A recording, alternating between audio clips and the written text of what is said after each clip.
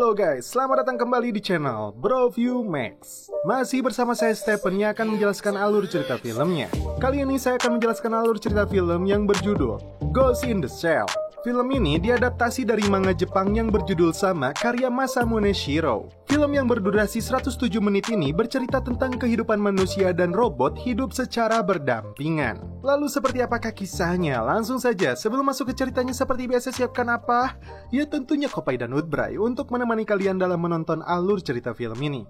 Dan sekarang kita masuk intro.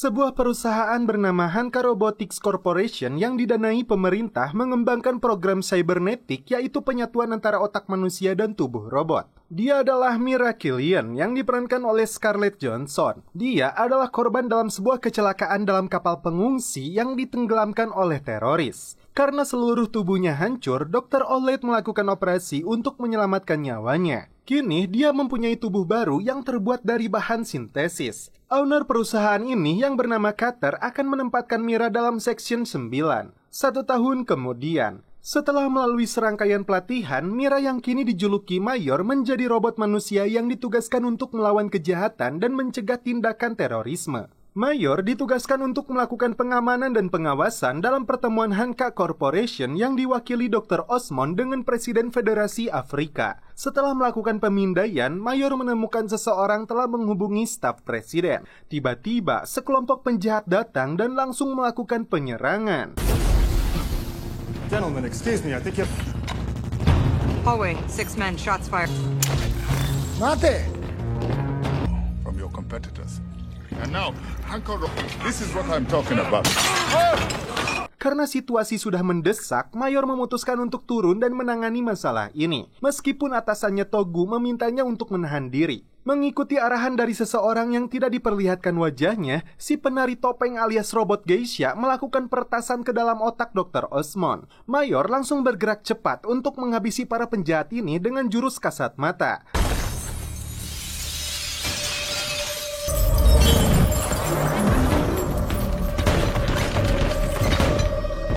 Dan terakhir, Mayor menghabisi robot geisha. Help me. Please, don't let me die.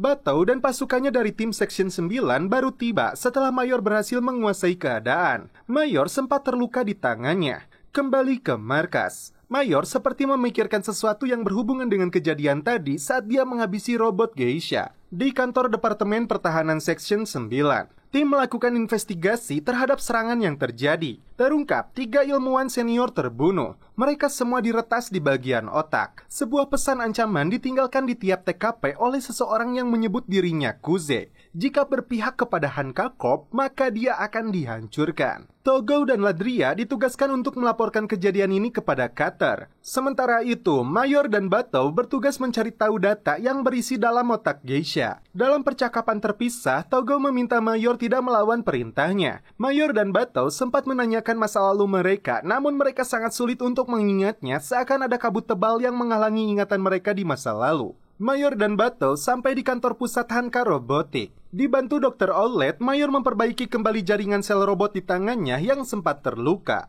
Untuk gangguan di pikirannya, dokter menemukan bukti bahwa Mayor telah mengunduh data yang tidak dienkripsi. Dokter kemudian melakukan pembersihan kembali dan Mayor dipastikan pulih. Mereka berdua kemudian menemui Dr. Dahlin yang sedang melakukan otopsi pada geisha. Terungkap, dia adalah robot pendamping milik Hanka yang telah diprogram ulang untuk menghacker otak seseorang. Masalahnya, Dahlin tidak menemukan data yang diretas karena telah dihapus saat ditransmisikan. Untuk menemukan data tersebut, Mayor berencana untuk melakukan deep dive atau menyelam lebih dalam. Menurut Dr. Dahlin, aksi itu akan berbahaya bagi diri Mayor karena bisa jadi terdapat jebakan sebuah virus. Saat proses deep dive dilakukan, Mayor seakan masuk ke dalam pikiran geisha. Dia melihat Kuze sedang mengambil data dari otak geisha dan saat itu juga Mayor diretas.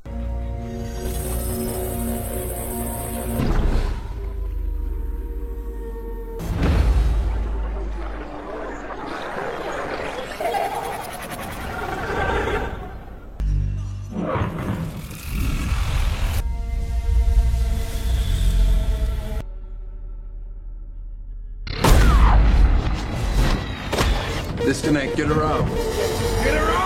I'm trying, but she's being hacked. Karena kondisi yang membahayakan, Botow segera melepaskan kabel datanya. Setelah dia sadar, Mayor mengatakan dia tahu lokasi keberadaan Kuze. Dibantu Ladria, mereka berdua menuju sebuah lokasi yang disebut pasar gelap bahan cangkok. Target mereka ada di basement. Mereka berpencar dan melakukan komunikasi melalui kontak batin. Lokasi ini dijaga pasukan bersenjata. Dan ternyata Mayor masuk ke sebuah klub Yakuza. Dia beralasan ingin menemui temannya yang pernah bekerja di tempat ini. Karena situasi makin berbahaya, Mayor meminta bantuan Botow. Ternyata Mayor dibawa ke ruang khusus plus-plus yang kedap sinyal. Tangannya diborgol dan sesekali disetrum oleh pengawal si kakek Sugiono. Ini yang dilakukan Mayor saat dia sudah muak dengan perlakuannya. I wasn't built to dance.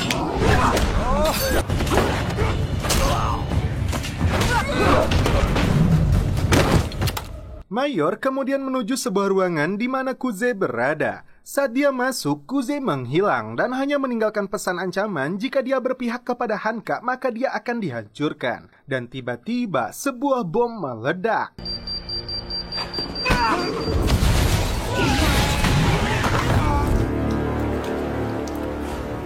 Mayor berada di meja operasi karena luka parah dari efek ledakan tersebut. Dia merasa dirinya telah dinanti kedatangannya oleh Kuze. Karena kejadian tersebut, Dr. Owlette akan melakukan evaluasi kepada Mayor. Setelah tubuhnya pulih, Mayor menemui Botow yang sedang melakukan operasi cangkok mata di rumah sakit Cicendo. Dengan matanya yang baru ini, Botow memiliki kemampuan sinar X. Sementara itu, Cutter menemui Togo. Dia akan menghapus Section 9 yang dipimpinnya jika Mayor bertindak di luar kewenangannya yang bisa membahayakan seluruh perusahaan. Terutama saat aksinya menyelami pikiran Geisha. Togo balik memberi ancaman kepada Cutter untuk berhati-hati kepada siapa dia berbicara. Sementara itu, Dr. Dahlin yang menemukan data rahasia dari proyek 2571 tiba-tiba terkejut saat Kuze muncul di belakangnya dan akhirnya dia pun dieksekusi. Mendengar kematian Dahlin, Mayor dan Botow bergegas menuju TKP. Dari dalam bajunya, Mayor menemukan data tersebut. Semua ilmuwan yang terlibat dalam proyek tersebut akan dieksekusi, dan satu-satunya yang masih hidup adalah Dr. Owlette. Owlette yang sedang dalam perjalanan ditabrak sebuah mobil yang digunakan dua pria bersenjata yang dikendalikan oleh Kuze. Saat Owlette terpojok, Mayor dan timnya muncul untuk menyelamatkan Owlette.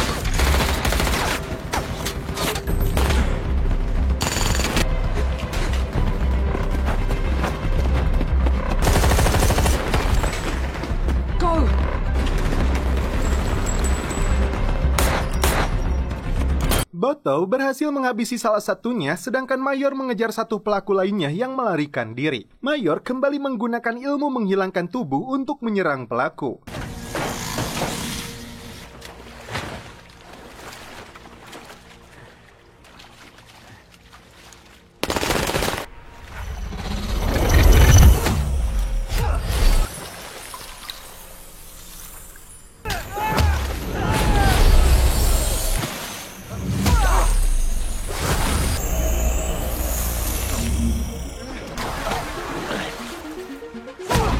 Dia langsung dijebloskan ke dalam sel khusus untuk dilakukan interogasi. Kepada Mayor, pria ini mengaku bernama Lee Cunningham, orang biasa yang memiliki anak dan tidak menyadari perbuatannya. Tim menemukan sebuah fakta bahwa orang ini telah diretas otaknya oleh Kuze hingga dihapus seluruh ingatannya.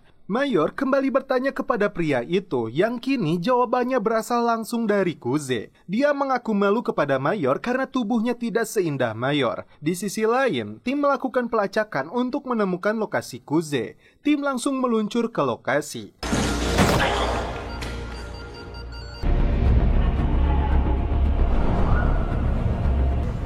Weapons up.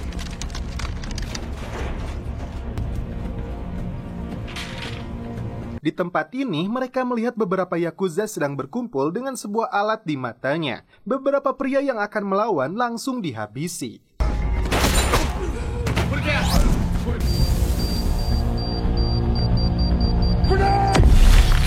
Yang lebih mengejutkan, Mayor menemukan sebuah fakta bahwa Kuze menggunakan otak manusia sebagai jaringannya agar sulit ditemukan.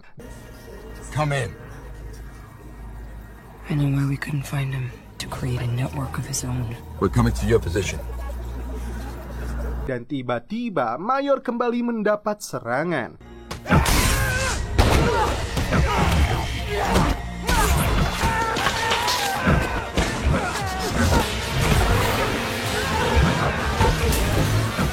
Kini giliran dia yang dihubungkan otaknya dengan jaringan buatan milik Kuze. Tujuannya agar pikiran dan kesadaran Kuze bisa bertahan di otak Mayor dan terus beregenerasi. Setelah Kuze membuka pakaiannya, terlihat tubuh robotnya tidak sempurna. Terungkap kisah sebenarnya bahwa Kuze ini adalah proyek pertama 2571 yang dianggap gagal. Setelah Kuze, barulah tercipta Mayor yang dianggap jauh lebih sempurna. Kuze beralasan membunuh para ilmuwan senior yang menciptakannya itu karena mereka lebih dulu akan membunuhnya. Saat kabel data itu dicopot, Mayor seketika melakukan tembakan, tapi tidak mempan membunuh Kuze. Mayor semakin penasaran dengan sebuah gambar yang terlihat di bagian dada Kuze, sementara Batou dan timnya hendak menerobos masuk ke ruangan ini. Kuze mengingatkan kepada Mayor agar tidak meminum obat yang diberikan mereka karena itu justru akan menekan ingatannya. Sejatinya, meskipun tubuh ini milik mereka, tapi pikiran dan kesadaran tetap menjadi milik kita. Saat Batou berhasil masuk, Kuze memilih kabur, begitupun dengan Mayor yang memilih untuk pergi.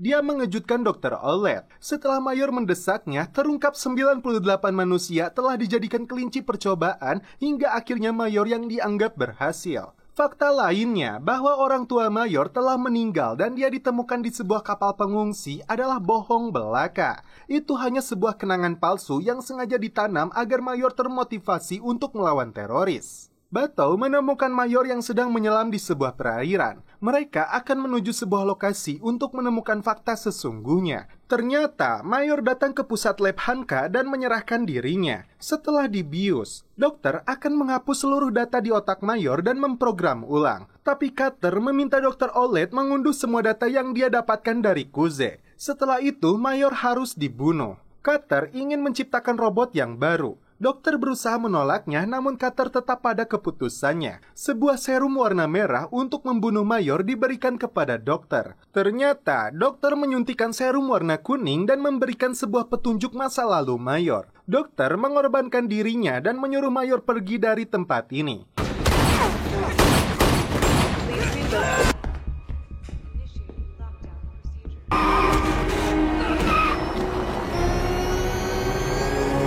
Mayor berhasil meloloskan diri, sedangkan Cutter dengan kejinya menghabisi Dr. Olet. Dengan menampilkan hologram di depan Togo dan tim lainnya, Cutter membeberkan fakta palsu bahwa Mayor yang telah membunuh Dr. Olet. Togo dan Batou tidak percaya begitu saja. Mayor datang ke sebuah apartemen sesuai petunjuk yang diberikan dokter. Dia menemukan seekor kucing milik seorang ibu. Dari ceritanya, dia memiliki seorang putri yang kabur setahun lalu karena masalah sepele. Kemudian, Departemen Kehakiman membawa kabar bahwa putrinya tewas bunuh diri. Putrinya itu bernama Motoko. Ibu ini dan Mayor sama-sama merasakan ikatan emosional seperti ibu dan anak. Setelah Mayor pergi, dia mengirim telepati kepada Togo bahwa dirinya bukanlah korban teroris seperti yang diucapkan Cutter. Mayor terkejut saat mengetahui Dr. Olet telah tewas dan Cutter menuduh dia yang melakukannya. Mayor meminta diaktifkan kembali agar bisa menemukan Kuze, tapi resikonya Cutter akan menemukannya juga. Togo hendak melaporkan hal ini kepada Perdana Menteri agar Cutter mendapat ganjaran. Ternyata komunikasi telepati mereka didengar juga oleh Cutter. Saat Togo menaiki mobilnya, 3 pembunuh dikirim untuk menghabisinya.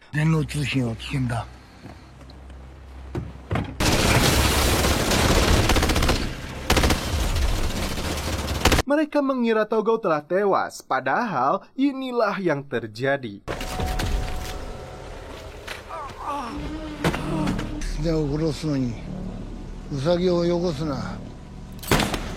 Togo segera memperingatkan serangan yang sama kepada timnya melalui komunikasi batin.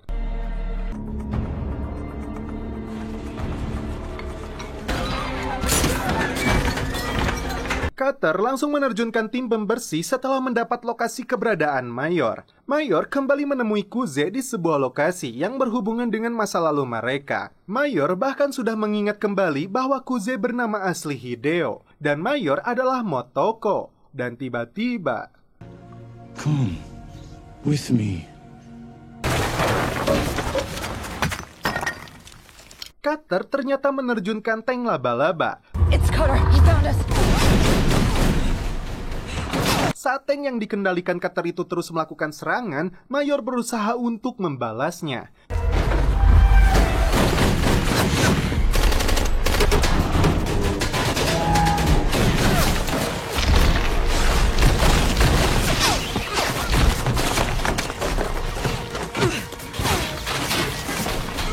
Senjatanya tidak sebanding dengan tank itu yang langsung melepaskan rudal membuat Mayor terbunuh.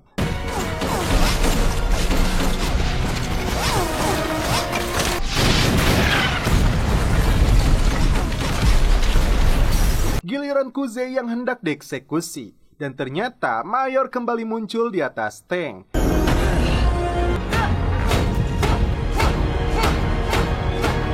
Dengan sekuat tenaga, dia berusaha melepaskan otak mesin dari tank ini.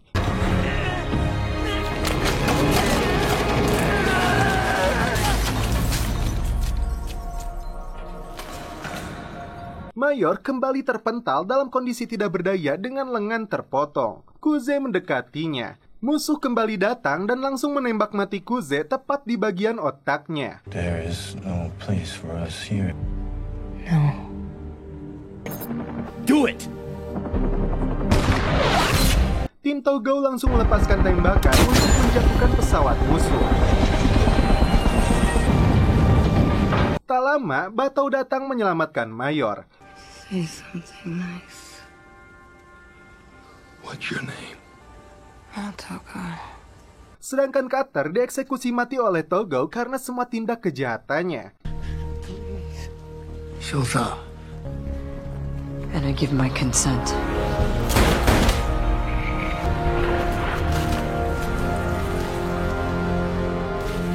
Kini, Mayor bisa berkumpul kembali dengan ibunya meskipun tubuhnya terbuat dari robot, namun hati dan pikirannya adalah Motoko. Dan setelah itu, film pun berakhir.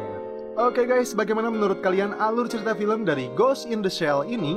Menurut saya, keajaiban visual memang sukses menyelamatkan film ini biar nggak jatuh ke jurang. Makanya, jika dilihat secara keseluruhan, tidak ada yang istimewa dari Ghost in the Shell versi live action ini, kecuali Scarlett Johansson. Faktanya, banyak film yang secara visual terlibat lebih ajaib dan jauh lebih enak untuk ditonton. Sebut saja Ex Machina, Avatar, atau bahkan The Matrix sekalipun. Namun, akan lebih enak lagi jika kalian menontonnya dengan Kopai.